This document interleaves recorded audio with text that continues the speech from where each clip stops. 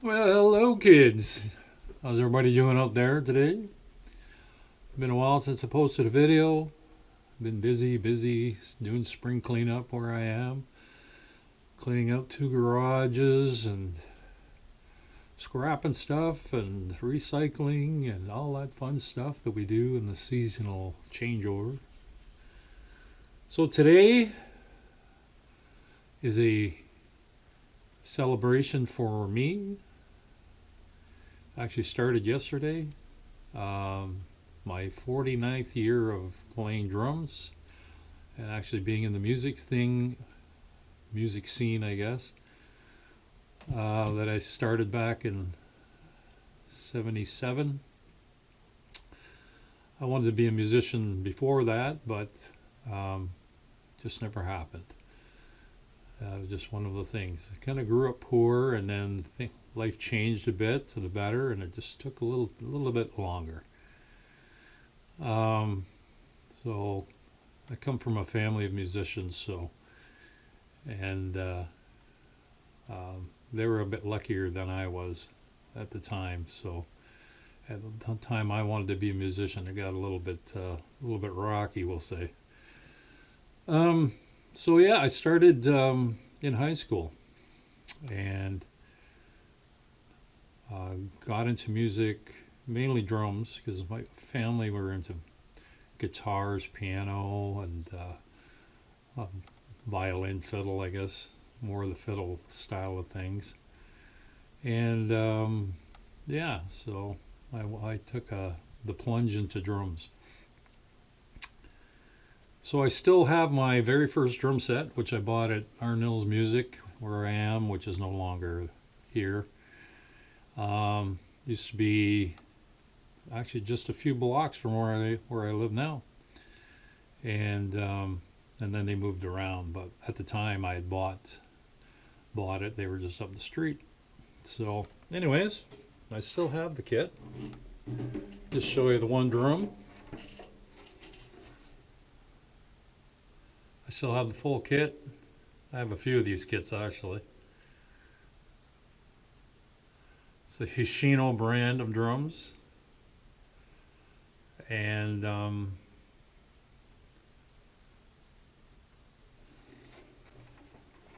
Hishino K, a bunch of Hishino companies. Anyways, I walked into the music store. I was working odd jobs. I was working at this Stokes tidy car thing and doing the newspaper thing and saved enough to buy a drum set. So I didn't know what I wanted, but I walked into the music store and I remember distinctly them on the floor when you walked into the store. On the right hand side, they had two kits set up, and on the left, in the front window of the store, they had a bluish Tam Imperial Star, which the police Stuart Copeland was using at the time, and it was set up and it looked just like Stuart Copeland's kit. That was out of my price range. And I walked down a bit further, and they had a couple there. I'm talking set up drums. There were some that were all stacked, but the one set up grabbed my eyes. So on the right hand side, and the main counter was at the back, across the back. So I was looking at these two drum sets, and I knew what I had money wise and what I could afford.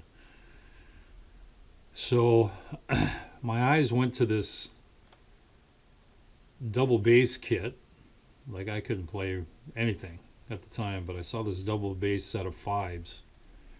Had two rack toms, two bass drums with these wood hoops on it, double floors, and the snare drum, and they all matched. They're in this kind of a copper metal covering and came with hardware. And that was around, I think it was around $1,000. And then the one next to it had this metally look too, but as this one that I showed you, it just came across as this bright copper. I didn't know quality difference. I didn't know what was cheap, what was not. All I know is that was the Hoshino kit was brand new, and it was $850. $850, which is way more expensive than cheaper brands now. But so $815. It came with cymbal stands and Meinl cymbals when Meinl sucked back then. They weren't very good. It was like hitting my mother's frying pan. But they all came with the kit, where the Fibes kit was actually a used trade-in. Still looked mint. And I wanted that kit, but I could not stretch the money. And I was stubborn in the sense I didn't want help for it from my parents. I wanted to do this on my own. It was my first big investment. So it is what it is. Ironically, though, I recently bought the Fibes kit that was like the one in that store, and I'm waiting for one of the toms to come in. It's kind of a throw together drum kit of the parts that I remember from then. I haven't found a second bass drum yet, but yeah, so I'm basically the two first kits that inspired me, the one I bought and the one I didn't buy, it's come full circle. So I've been doing videos on the Fibes kit. Anyways, I started off like anybody else in music, listening to records, the Beatles for me, and the Young Rascals, and a lot of that 60s stuff, and then the new stuff that came in to my high school days in 1977 were the Cars and Blondie, Styx, and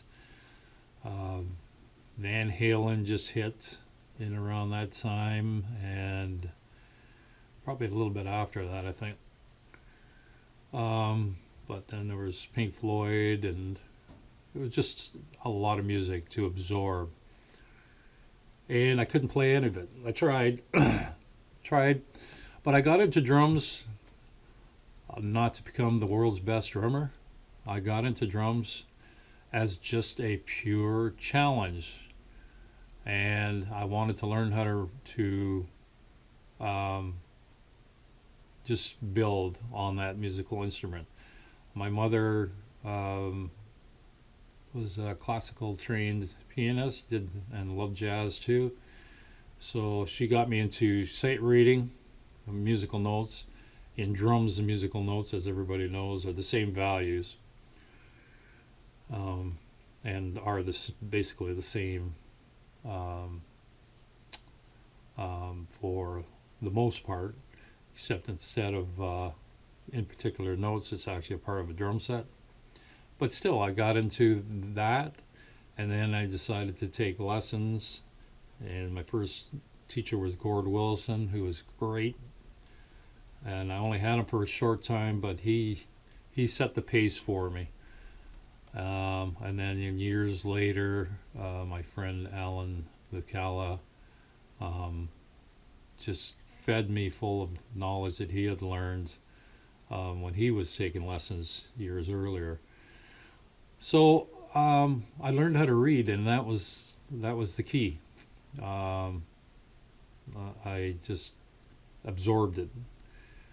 Playing in bands, I was in a band or two at the start. I still have recordings of this band from those days, and we were horrible.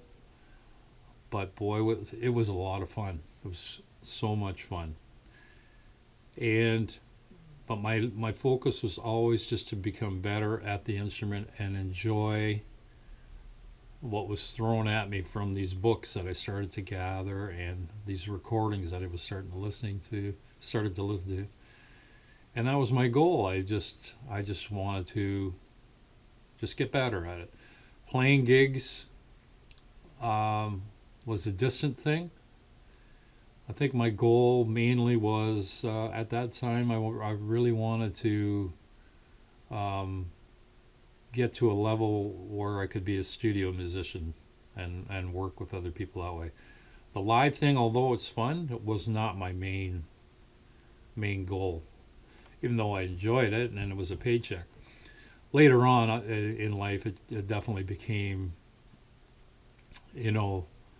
a savior in a lot of uh, economic times for me, because when things were going sour, music was always there, so I could always play music, except for the COVID lockdowns, where all musicians, I think, felt like, uh-oh, now this is totally something different we've not experienced, where we couldn't play music live to basically make a buck. So I think we all kind of went in panic mode at that time.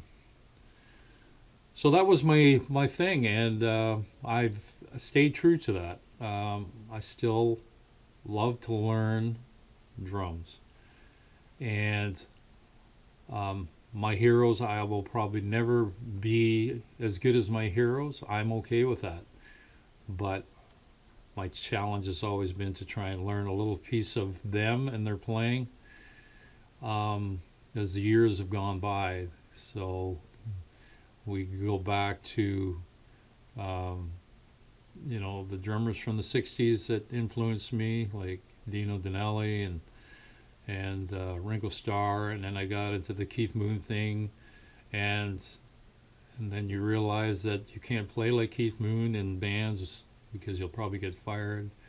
Then you move into, I started going in leaps and bounds. I started getting into Vinnie Colaiuta, and later Dave Weckl and Neil Peart. I was a late bloomer to Neil Peart, but love him to this day. But Gavin Harrison in recent years, and so many others. But I think Dave Weckl and Vinnie Colaiuta and Buddy Rich, I think those three have had the most massive influence on me. And I actually got to attend a study seminar with Dave Weckl and John Patitucci, back 30-something years ago at Seneca College, which is about 500-something miles from where I live. But my friend and I traveled down there. Ironically, the guy that helped teach me, we both went down there, and it was an amazing time. So I got to meet Dave Weckl and be part of his seminar there, and it was a life-changing experience. It's one thing to watch like drummers like that, like Dave Weckl, on his video instructional tapes, but when you see him live doing a whole show, he's not from this planet. He's just not. There's so much more that he does that video that you watch is just, it's not even close. Just what you think, I'm almost going to be able to achieve something like that, and then you see him live, and then you may as well just take up knitting. But I didn't. I just kept sticking with it, and little nibble, pieces by piece, kind of borrow what he does and incorporate it into your own playing. So 49 years of noise from my basement and noise from my mom's attic, and playing in tons and tons and tons of bands. I got to play on a lot of recordings in my local area. I got to get into songwriting, and all from that simple step of buying my first drum set, bringing it home. My mom made my music room up in the attic of our old wartime house, which was a 3-level house plus basement. So I had to climb all the way to the attic with these kind of spiral staircase at the top, or wraparound stairs, I guess you'd call them. And she did up a whole music room for me that I used for all those years when I finished off high school and into the early 80s. And made it all worthwhile. It's like lots of ups and downs in the music business. Some bad times financially, personally, and um, you know, music gets you through a lot of that. Some of those things created the problem in bands, and it was a whirlwind. Would I do it differently? I would probably do almost everything the same way. I have no regrets. I wanted to go to school for drumming, and instead I kind of took the 1980s when that big wave of rock and roll was starting. There was just too much fun to be had playing live, and the money involved, and it was just a big part of life that I didn't want to miss. So I kind of put the school thing off to the side, and I wish I hadn't. But no regrets. I did something that was fun to do, and when I look back on it, sure, I should have went to school like I wanted, but I still study on my own. I still study online.